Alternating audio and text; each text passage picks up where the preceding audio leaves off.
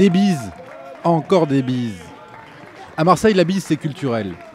Rien de surprenant donc que Patrick Mennucci, pur produit local, n'en soit pas avare. D'autant que cette victoire hier soir, c'est le début d'un rêve de gosse qui se concrétise. Tout petit, il s'occupait de politique et les gens lui disaient « Toi, quand tu seras grand, tu seras maire de Marseille ». Finalement, il a eu à 58 ans, le mec.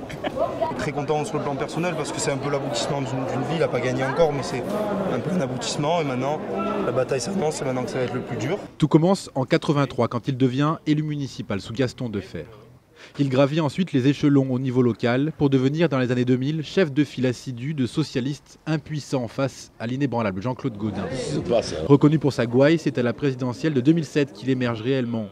Le fils de chauffeur de taxi marseillais se fait appeler Ségolin pour son rôle de responsable de campagne indéfectible de Ségolène Royal.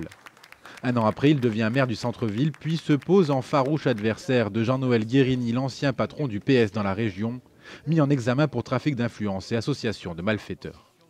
Le rassemblement de ceux qui veulent à la fois tourner la page de Jean-Claude Gaudin, mais aussi du système que nous connaissons, peuvent se rassembler sur mon nom. Député depuis 2012, Patrick Mennucci est désormais aux portes de l'hôtel de ville de la cité phocéenne pour tenter de déloger celui qui en est le locataire depuis 18 ans.